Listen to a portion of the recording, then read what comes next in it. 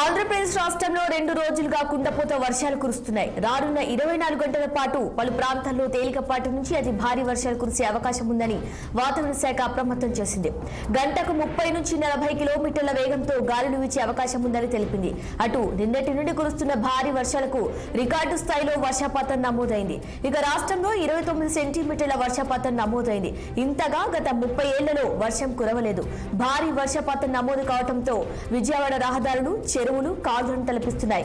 ఇక బుడమేరకు ఖమ్మం నుంచి కూడా వరద రావడంతో విజయవాడ జక్కంపూడి కాలనీ జలమయంగా మారింది. అర్ధరాత్రి నుంచి విద్యుత్ సరఫరా కూడా నిలిచిపోయింది. ఇక విజయవాడలో నందమూరి నగర్, న్యూ రాజరాజేశ్వరపేట, రామకృష్ణపురం ప్రాంతాల్లో ఇళ్లలోకి చేరిన వర్షపు నీరు చేయడంతో సురక్షిత ప్రాంతాలకు ముంపు బాధితులను తరలిస్తున్నారు.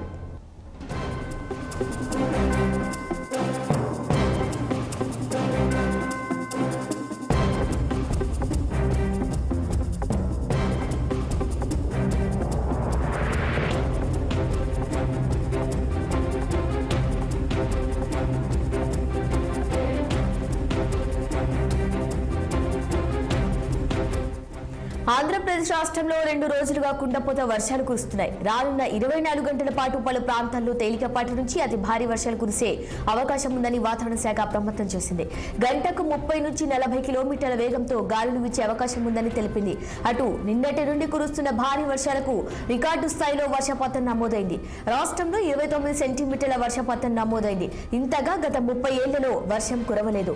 ఇక భారీ వర్షపాతం నమోదు కావడంతో విజయవాడ రహదారులు చెరువులు కాలువలు తలపిస్తున్నాయి.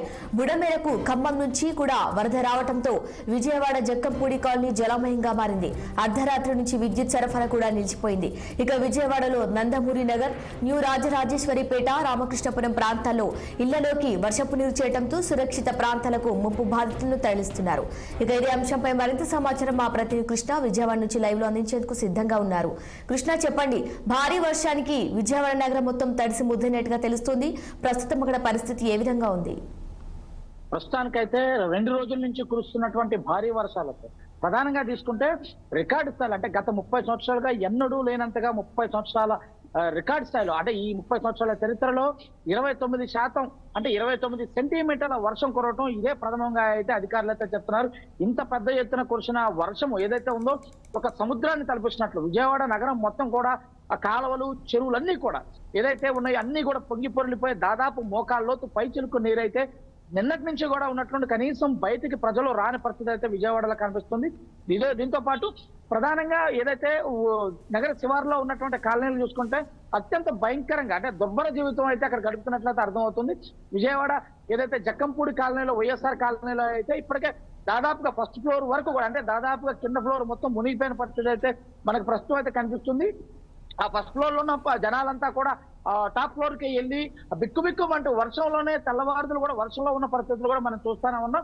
ఇదే కాకుండా విద్యుత్ కూడా సరఫరా నిలిపివేయడంతో చీకట్లోనే, వర్షముతో పాటు చీకట్లోనే బిక్కుబిక్కుమంటూ కూడా ప్రజలంతా గడిపిన పరిస్థితి చూస్తున్నాం.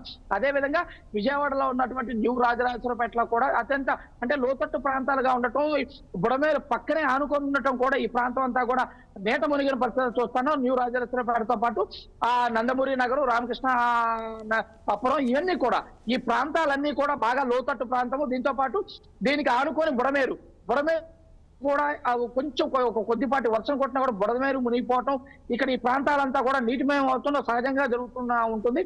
ఇదే కాకుండా ఖమ్మంలో నుంచి కూడా పైనుంచి కూడా నీరు రావటం, ఈ బుడమేరులో చేరటం, బుడమేరు దాంతో పాటు ఆ ఉధృతి ఎక్కువ ఉండటం వల్ల మొత్తం కూడా నీటిమయం అయిపోయినట్టు మనకు ప్రధానంగా తెలుస్తుంది. ఇదే కాకుండా విజయవాడలో ఉన్నటువంటి బందర్ రోడ్డు, ప్రధాన రహదారులు ఉన్నటువంటి బందర్ రోడ్డు, ఏలూరు రోడ్డుతో పాటు బెంచ్ సర్కిల్, ఈ ప్రాంతాల్లో కూడా నీట మునిగిపోయినాయి.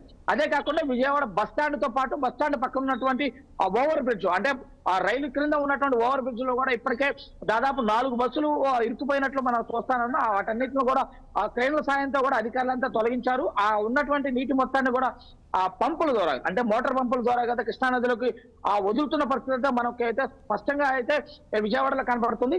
విజయవాడలో అంటే ప్రజలతో విజయవాడ అక్కడ రోడ్లు నిండిపోవడమే కాదు, ఏదైతే నిన్న జరిగిన ఒక విషాద సంఘటన కూడా అయితే విజయవాడలో చూసుకుంది. ఏదైతే మొగలరాజపురంలో ఉన్నటువంటి ప్రాంతంలో కొండ చర్యలు ఇరిగిపట్టడం, ఒక 3 ఇళ్ళు అయితే 3 ఇంటి పైన పడ్డ కొండ చర్యలకు ఒక ఇల్లు అయితే పూర్తిగా ధ్వంసం అయిపోయింది, నేలమట్టం అయిపోయింది. దీని కింద దాదాపుగా 9 మంది ఏదైతే బాధితులు ఉన్నారు 9 మంది దాని కింద ఆ నీటికి ఆ మట్టి కింద కప్పిపోయి ఉండటం వల్ల వారందరినీ కూడా వెలికి తీసే పరిస్థితుల్లో తీసిన తర్వాత ప్రస్తుతానికైతే ఒకరైతే మరణించినట్లు, ఒక పాప మరణించినట్లయితే నన్ను అధికారులు ధృవీకరించారు. సాయంత్రం కల్లా మరొక నలుగురు ఏదైతే ఆ ఇల్లు కూలిపోయిన క్షతాఘాతుల్లో మరొక నలుగురు కూడా మృత్యువాత పట్టడం అయితే మనం చూస్తాను. మరొక 6 మాత్రం ప్రస్తుతానికైతే ప్రభుత్వ ఆసుపత్రులతో చికిత్స పొందుతున్నారు. ఈ అన్నిటిపైన కూడా ముఖ్యమంత్రి అయితే చాలా ఎప్పటికప్పుడు అయితే సమీక్ష సమావేశాలు నిర్వహిస్తూ అధికారులతో ఎప్పటికప్పుడు మాట్లాడుతూ ఎక్కడా కూడా ప్రాణ నష్టం, ఆస్తి నష్టం జరగకుండా ఇక నుంచి అన్ని చర్యలు తీసుకోవాలని చెప్పేసి కూడా ముఖ్యమంత్రి అనే అధికారులకైతే ఆదేశాలు జారీ చేస్తారు. అదే కాకుండా చనిపోయిన కుటుంబాలకు 5 లక్షల ఎక్స్గ్రేషియా ప్రభుత్వం కూడా ప్రకటించింది.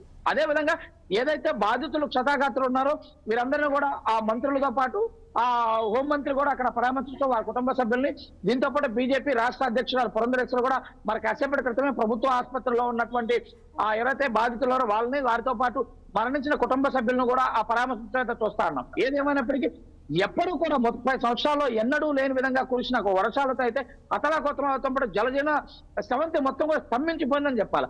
2 రోజుల నుంచి కూడా ఎవరికి అంటే సరైన ఆహారం కానీ, మంచినీళ్లు కానీ, ఏదైతే పాలు కానీ ఎవరు కూడా పెద్దగా అందించినట్లు కనపట్లేదు. ఏదైతే అధికారులంతా వస్తున్నారు, ఎవరైతే ఉన్నారో వారందరూ సురక్షిత ప్రాంతాలకు తరలిస్తున్నారే కానీ చాలా మంది కాలనీలో ఉన్న వాసులందరికైతే కనీసం నీటికి తినడానికి తిండి లేక, తాగడానికి మంచినీళ్ళు లేకుండా చాలా అల్లాడుతున్న పరిస్థితి విజయవాడలో ఎదురవుతుంది. Over to you. Okay, right Krishna, thank you. Thank you.